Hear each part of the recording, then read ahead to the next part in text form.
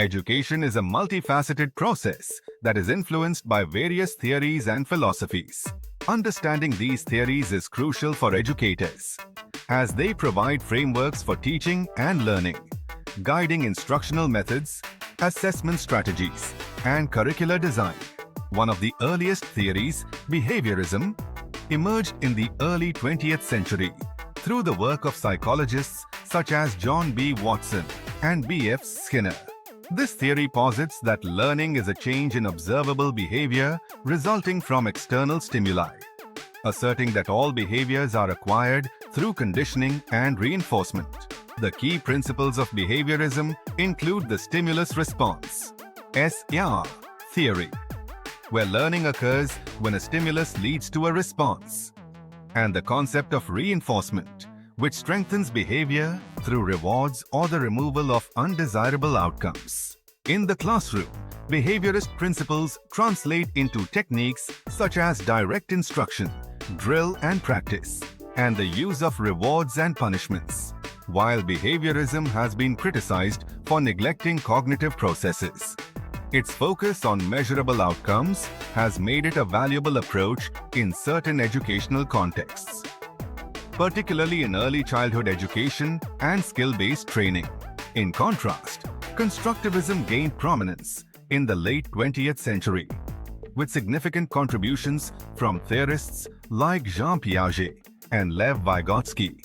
This theory asserts that learners construct their own understanding and knowledge of the world through experiences and reflection, emphasizing the active role of learners in the learning process. Key principles of constructivism include active learning, where learners engage in hands-on activities and problem-solving tasks, and social interaction, which highlights the importance of collaboration in learning.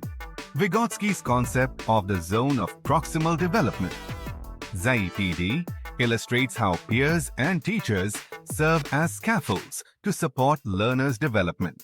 Additionally, knowledge is constructed within a specific context, making it relevant and meaningful to learners. Constructivist approaches encourage teachers to create learning environments that foster exploration, discussion, and collaboration, employing strategies such as project-based learning and inquiry-based learning, where educators act as facilitators, guiding students in their learning journeys.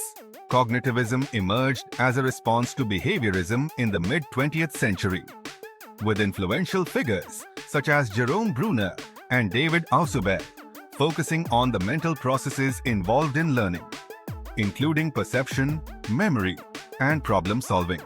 Cognitivists argue that understanding how the mind works is essential for effective teaching.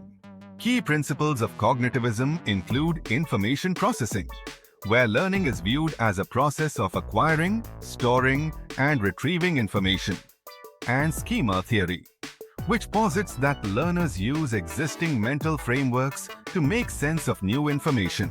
Cognitivism also emphasizes metacognition, or the awareness and regulation of one's own learning processes.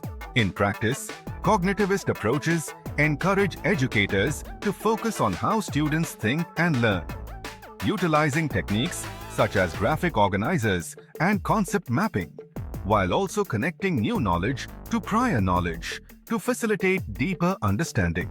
Humanism emerged in the 1960s as a response to the more mechanistic views of behaviorism and cognitivism, with influential figures such as Abraham Maslow and Carl Rogers, emphasizing the importance of personal growth, self-actualization, and the holistic development of individuals.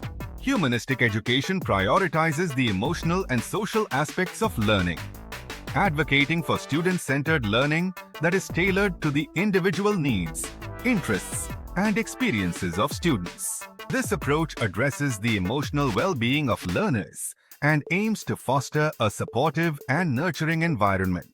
The ultimate goal of humanistic education is to help individuals reach their full potential and become self-directed learners.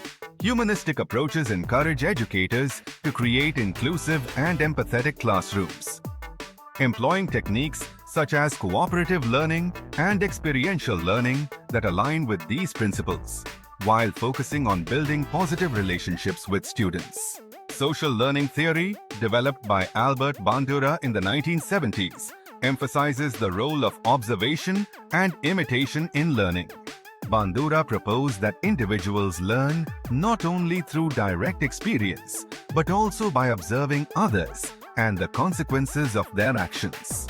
Key principles of social learning theory include observational learning, where individuals learn new behaviors by watching models, and reciprocal determinism, which highlights the interaction between personal factors, behavior, and environmental influences. Additionally, self-efficacy, or the belief in one's ability to succeed in specific situations, plays a significant role in motivation and persistence. In educational practice, social learning theory encourages educators to incorporate modeling and observational learning into their teaching, demonstrating desired behaviors and skills while fostering collaborative learning environments where students work together and learn from one another. By nurturing a sense of self-efficacy in students, educators can enhance their motivation and engagement. In conclusion, education theories provide valuable insights into the learning process and inform instructional practices. Behaviorism, Constructivism, Cognitivism, Humanism, and social learning theory each offer unique perspectives on how individuals learn and develop. As educators navigate the complexities of teaching, an understanding of these theories can help them create effective and engaging learning environments that cater to the diverse needs of their students. By integrating principles from various theories, educators can foster a holistic approach to education that promotes not only academic success, but also personal growth and lifelong learning.